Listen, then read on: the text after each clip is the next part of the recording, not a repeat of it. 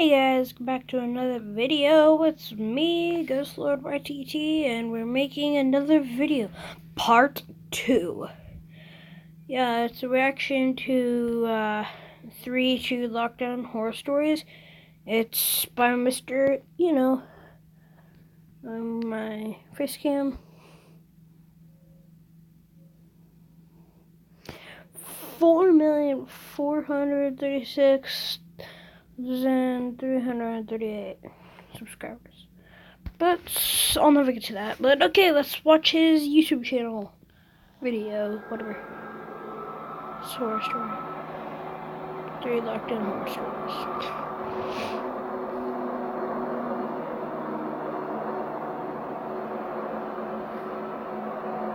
I was 16 in my junior year of high school.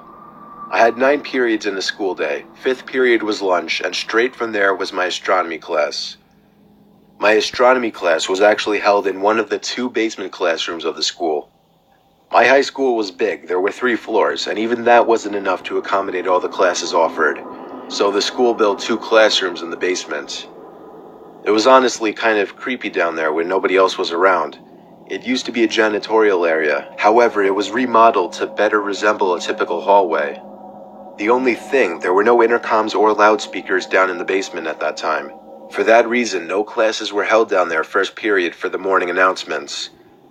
Everyone referred to this little section of the basement as the chamber, and everyone always tried to get classes down there just because it was air conditioned and the classes were typically easier. Plus, it had its own bathroom down there. We had a quiz in astronomy that day. Usually I was one of the first done just because I found the class easy. After I finished my quiz, I texted my friend who was in the other basement classroom to meet me in the bathroom because I was bored. He told me okay. I walked out of the classroom and down the small hallway to the bathroom. A few seconds later, the door opened and my friend JJ entered the bathroom. We were joking around for a while until JJ checked his phone and said someone texted him saying the school was going on lockdown. We both looked at each other with the same grins. Neither of our teachers saw us leave the classrooms. That meant we had free range of the school while it was on lockdown. We agreed to sneak upstairs and look around the hallways just for the hell of it. The worst that would happen is that we'd explain how we couldn't hear the announcements in the basement classrooms. Upon opening the basement door to the main floor, we were surprised to find all the lights had been turned off, so the hallways were pretty much pitch black aside from the light pouring in from the doors in the lobby. This was legit because usually Okay, that's creepy, but let's go back on. the lights were left on in the hallways during lockdowns. Something was going down, and we didn't know if we were even comfortable walking around now. JJ stepped out a little further into the hallway, and I followed suit. JJ then looked down the hall and said, "Who's that?" I looked, and emerging from the darkness was a man. Guys, I have goosebumps literally now. But I'm not creeped out yet, I just have a little tingle. At first, we couldn't tell if he was a teacher or not, but as he got closer, we realized this guy wasn't dressed at all like any staff member. He was dressed like a bum. "Alright, let's go," I told JJ as we hurried back down to the basement. He surely saw us, whoever he was. We saw both classrooms had their doors shut and lights off, so to avoid making a scene, we decided to hide in the bathroom. I shut the light first thing, and then we both went to hide in the corner stall. There was complete silence in the room, no ventilation, no heaters, nothing. Just the sound of me and JJ breathing, and an occasional drip from the sink. The door to the bathroom suddenly opened, and light from the hallway poured into the bathroom for a brief moment. The door shut, and the bathroom was once again pitch black. Me and JJ tried our best to control our breathing. The room was so silent that we could hear somebody walking over to our side of the bathroom. The person stopped and started breathing really heavily, as if they were out of breath. Me and JJ were both scared to death. JJ did something very dumb. He whispered in my ear, "We have to crawl out through the other stalls." The room was so silent, however, that even JJ's whisper could be heard from across the room. The heavy breathing outside the stall stopped, and the person tried pressing the stall door in. That was when I whispered, "Go, go," to JJ. We both crawled under the sidewall to the next stall over, and then the next stall, and then finally out to the other side of the bathroom. The person was now full on banging on the stall door. Me and JJ hopped up off the floor. That's creepy. Opened the door, and as the light filled the room again, we saw the guy from upstairs in the corner. We pounded on the door to JJ's class. The teacher let us in within seconds. JJ explained everything as the teacher locked the door, mentioning a gun sticking out of the man's pocket. I was shocked to hear this because I didn't see a gun, but I went along with it anyway. Usually a bunch of high school students would be laughing their asses off at two students causing a scene like this, but I noticed all the kids sitting in the corner looked concerned. A sudden bang at the door made everyone jump, and a couple of girls squeal out of fear. JJ, the teacher, and I could see the man standing at the door, looking through the window while trying the doorknob. After a few bangs on the door out of what seemed to be anger, he turned and walked down the hallway back to the stairs. We don't know how much longer the lockdown went on for, but for over an hour we sat in silence in the room, other than the teacher occasionally asking me and JJ questions in a very concerned tone, shaking his head after everything we would tell him. Eventually, somebody from upstairs called the teacher and he instructed all of us to single file walk up the stairs and out of the building, where we would be greeted by cops. Me and JJ did the best we could at describing the man to the cops and to the dean. One of the cops patted me on the back and we were sent off to go home. After this incident, the school installed cameras everywhere and ramped up the security budget. This incident never got media attention, so honestly, we never found out if police caught the guy. I'm convinced that man had no other intentions but to kill us then and there in that bathroom stall.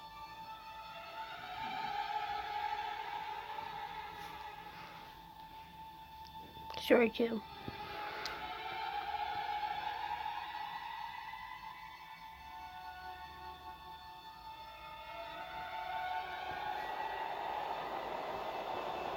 I'm a retired New Jersey police officer.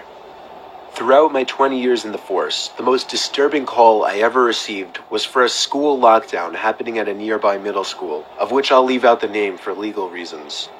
It happened on a stormy, dark day.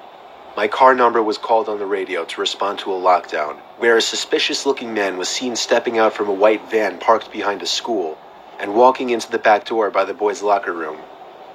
I pulled up to the back parking lot of the school, right next to the white van. Nobody was inside, and all the doors and trunk were locked. I opened the red back door that entered into the gym hallway, right by the locker rooms. The main lights had been turned off, so the whole inside of the school was dark. I unholstered the flashlight from my belt and used it to navigate the halls. I made it to the lobby of the school, where a woman emerged from the front office quietly, telling me to check the boys' locker room, but to be careful because the person might be armed. I called for backup on my radio and was assured backup was already on the way. I made it back to the hallway I entered from, where I found the boys' locker room right next to the exit. I pushed it open very quietly. There were no windows in the rooms, therefore there was no light whatsoever in that locker room. Only the light provided by the flashlight. There was a white noise in the room, some kind of vent on the ceiling blowing air. But even over that, I was hearing faint scratching type noises, or little dings on the locker doors from the other side.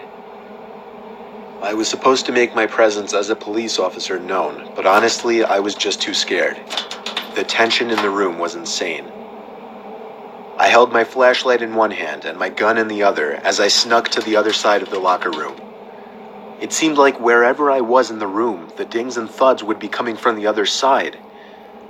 I was standing in the corner of the locker room, right by the door to the bathroom, when the sound of someone slamming a locker door from another room made me jump out of my skin.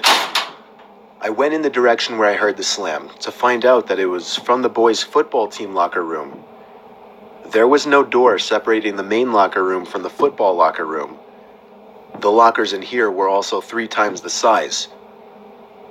I finally had the nerve to make my presence known by shouting police.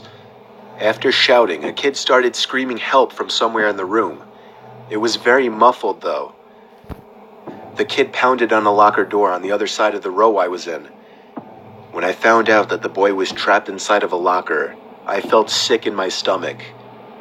I told him I'd be right back, once again calling for backup while running outside to where the white van was.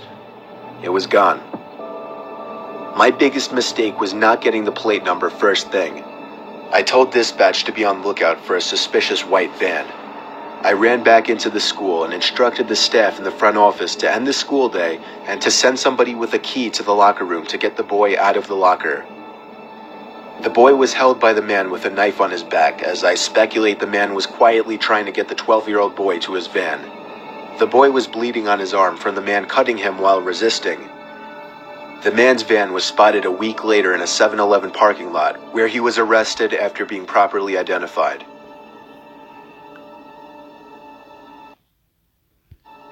That's creepy.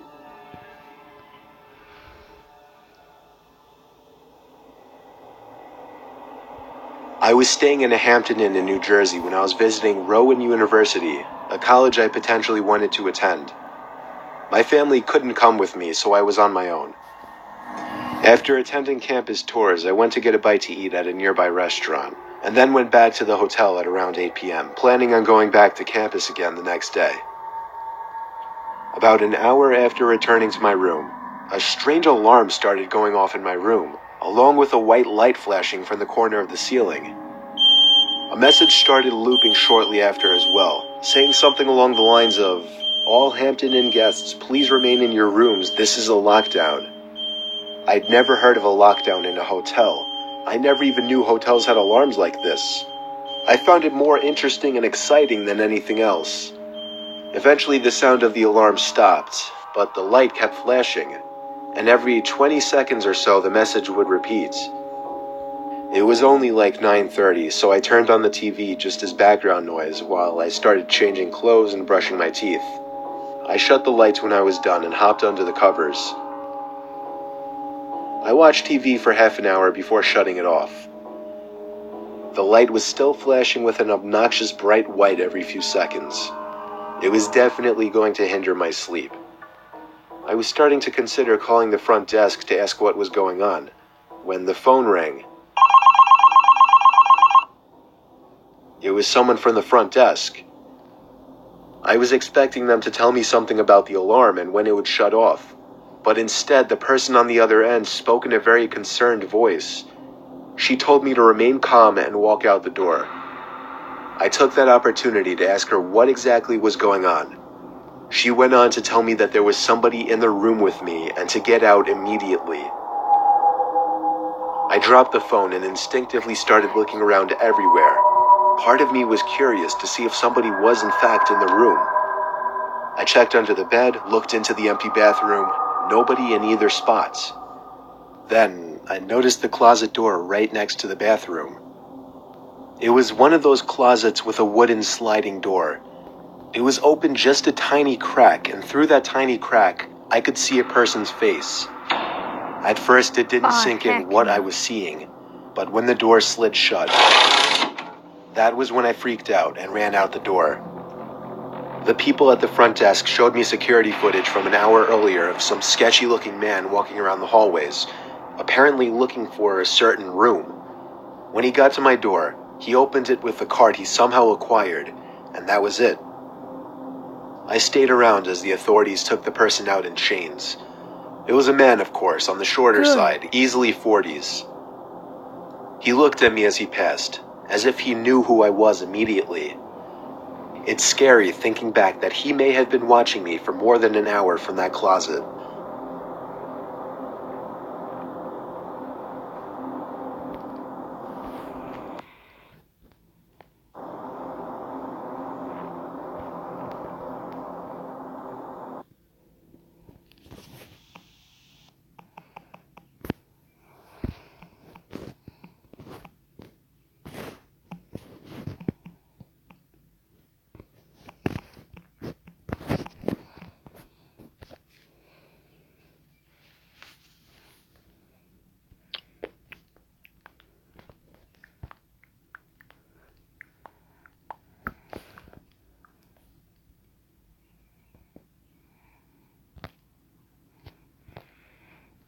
Okay.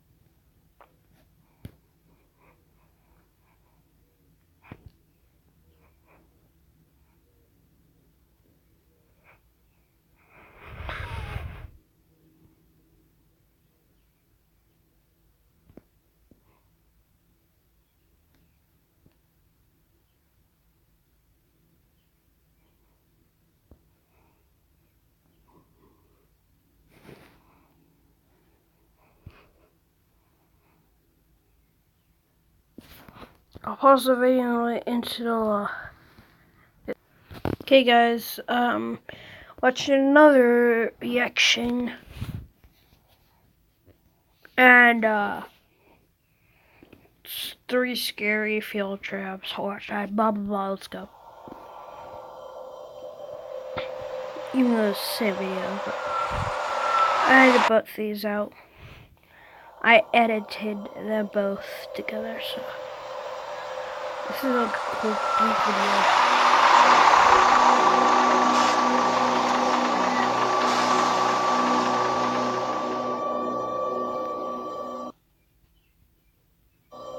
I used to be in the Darien School District in Connecticut during my middle and high school days.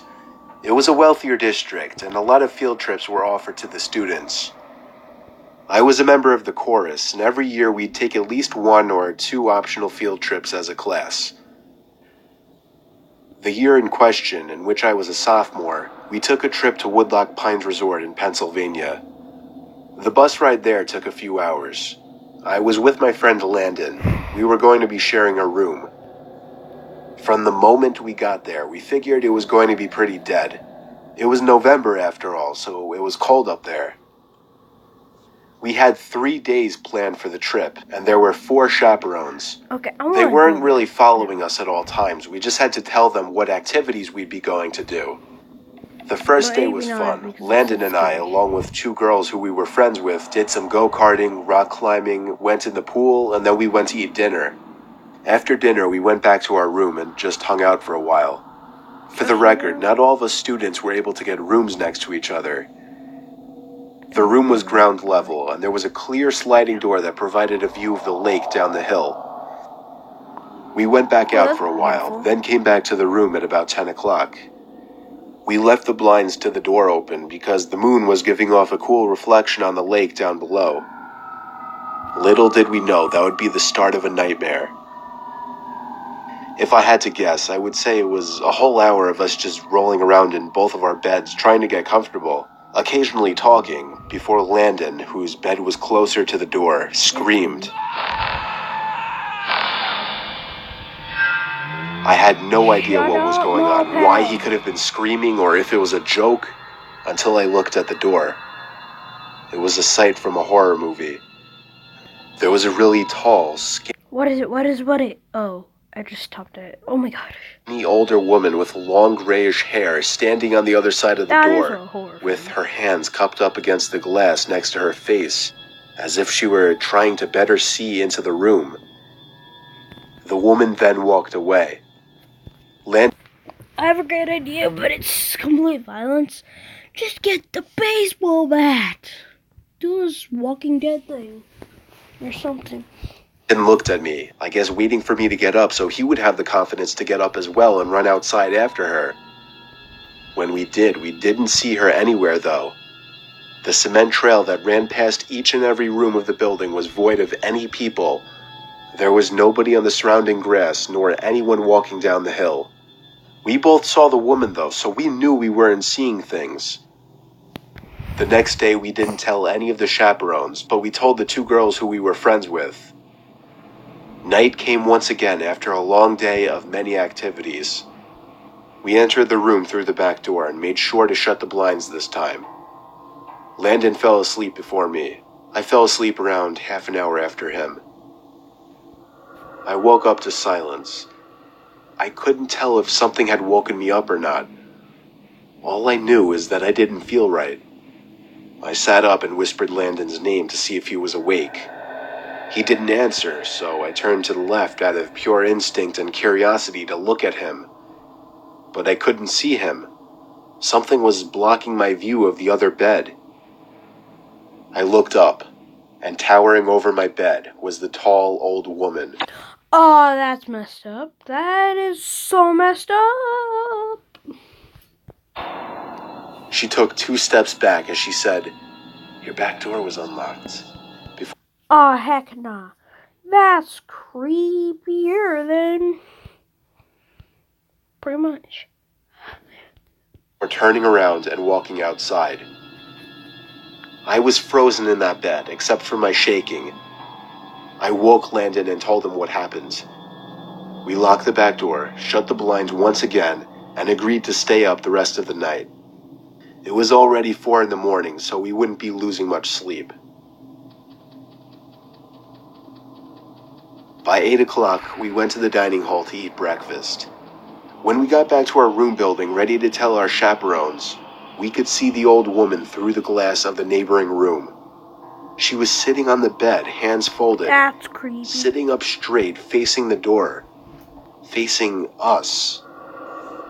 We ran to the front desk in the lobby building to report her to the staff instead of the chaperones. It was weird. None of them really knew what to do in the situation. Eventually, we persuaded them to come to the woman's room with us. There, they found the woman sitting in the same position, along with an older man sitting on the other bed, looking up at them as they entered. Apparently, the woman had some kind of mental disorders, but the man wasn't all there either. There was something very off-putting about him, and they just weren't the kinds of people that you'd expect to see at a family-friendly resort. The staff wouldn't kick the 2 out like we hoped, though, so we told our Okay, this is violent again. Just pick them up and drop them the door. chaperones. Long story short, after a lot of arguing between chaperones and staff, we had to end the trip early, and we all went home. Okay, that's stupid. That place looks cool. Just kick the people out. Me and Landon were just happy to get out of there.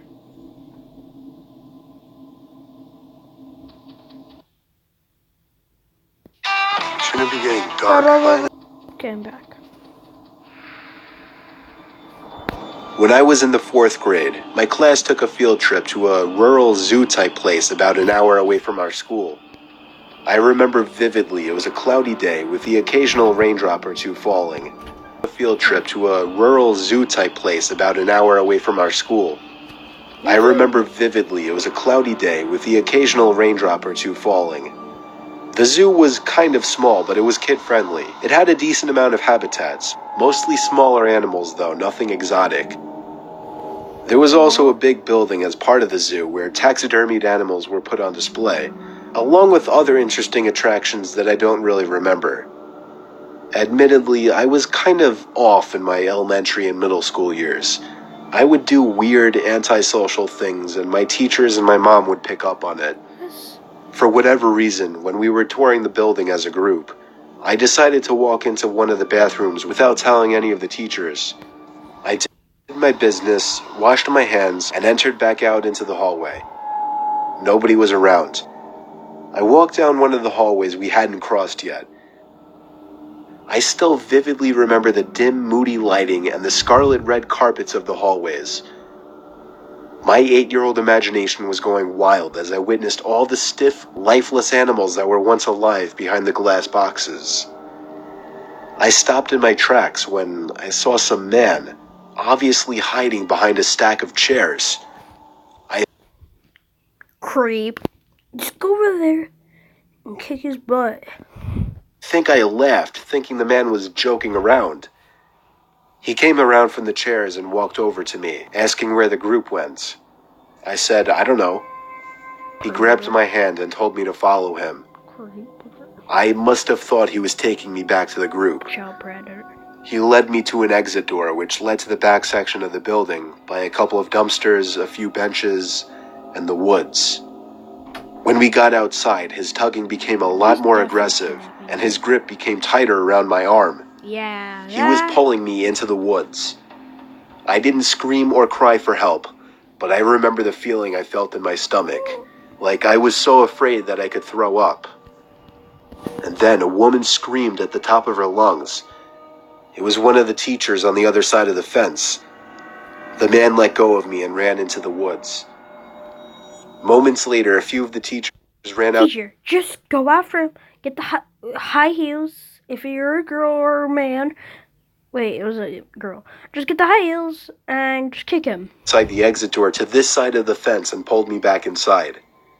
The teachers all yelled at me, but at the same time comforted and smothered me. They called my parents, and the field trip was officially over. The owners of the attraction called the cops. We all got back on the buses, and we all went home. As my bus was leaving the parking lot, however, my observant 8-year-old self spotted the man crouching down in the woods near the road. Tell the teacher, personnel, or someone. Blah. Tell them. Hiding behind a branch, watching the buses pass. Once again, for whatever bizarre reason, I kept quiet. I was probably too shy at the time or just too shaken up to say anything. All the other kids looked at me weird the rest of the ride home. I didn't care. But if you were in that tragic situation, that's just rude because, yeah. I hope that man never found success in snatching an unsuspecting young child like myself at the time. Never go there.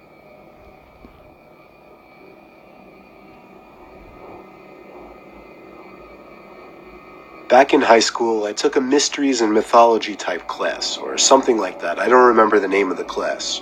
It basically just had to do with real life mysteries and creepy shit. I was into that fine, just cussing in this one. kind of stuff. I was taking the class with a good friend, who I'll call Ben for this story. The teacher of the class took us on a field trip to a nearby abandoned village with an unknown past. The village was built in the early 1900s, but seems as though it had been quickly abandoned shortly after it was built. The bus ride there was about 20 minutes. All of us were glued to the bus windows as we pulled up some sketchy-looking, decrepit road cutting through dense forest. The road eventually led to a clearing. We were there. We stepped out onto the road, which had grass growing through the cracks. The grass surrounding was almost knee-high. That's disgusting. Then there were the buildings. The tall, archaic brick buildings with the boarded-up windows all gave off such chilling vibes. The teacher lined all 20 of us up, counted heads, and then began leading the way. The point of this little field trip was to use the so-called skills we learned in class to see if we could put anything together about why the village may have been abandoned so long ago. Some of the buildings had holes in the walls to serve as entryways. There were even holes in the ground next to some of the buildings, seemingly dug to get into the basements of some of the buildings, which seemed creepy. There was one building, though. It stood taller than any of the others. It just intrigued me the most. While the teacher was leading the group towards the village church, Ben and I decided to sneak off on our own to look for anything interesting.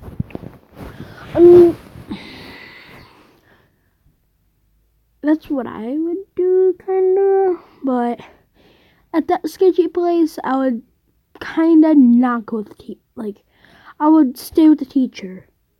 Because that's sketch, and I don't know what's gonna happen. When we walked off in the direction of the tallest building, we saw a hole in the ground. It was dug by the back door of the building, which had been sealed off. In the hole was a ladder, which led down to the concrete floor below. We both looked at each other and knew we had to do it. Ben climbed down first, then me. Luckily, this was just around the time Apple started putting flashlights on their phones, so we had a source of light. It was creepy down there. There were a couple of beer bottles, one graffiti tag on the wall, and dusty wooden planks everywhere. There was a wooden stairway which led up to complete darkness, since all windows and doors had been sealed shut from above.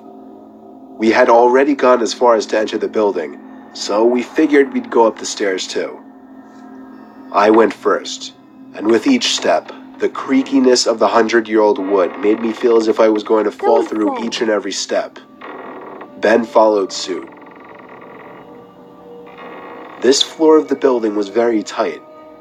It seemed like there were many openings going off into different, smaller rooms. It was so dark in there, you would never even guess it was daytime. Ben and I were honestly starting to get creeped out in there and agreed to go back outside. But just then, there was a noise in one of the tiny rooms, don't you dare go. like a big rock hitting the concrete floor. When I even hear that, I would A normal instinct would be to run, but Ben and I froze, locked eyes for a moment, then both tiptoed over to the opening of the room. Run. We shined the lights into the room and ran. We ran back down the stairs and then up. What did they run for? What did they run for? The rusty ladder back outside. Good, they finally. We caught up to the group out of breath. We didn't say anything, though, to avoid getting in trouble. One of our classmates asked us what was wrong. We told him we snuck into one of the buildings. And in one of the rooms, when we shined the light into it, what did you see? We saw 3 guys standing maybe 10 feet away from the doorway, facing Ben and I in a weird formation, as if they were waiting for us. Just get out! As we continued following the group, we paid extra attention to the tall building we entered from the distance. And before leaving, we saw a person's face at one of the higher level windows that had not been boarded up. No, please don't. We never told the teacher in fear of getting in trouble. We didn't know what to think. Were those just homeless people living in there? Were they gang members in hiding? Ben freaks me out with his theory. He says they were ghosts of the people who once lived in the town. Murderers. Still, the way the 3 guys were just hauntingly standing there so calmly, staring at us the moment we peeked our heads through that doorway. They're murderers. I still can't get that image out of my head. I may go back to that village one day. What? Just to prove Ben. What? Why would you go back? This kid's not okay. God, he's telling the story, but he is not okay.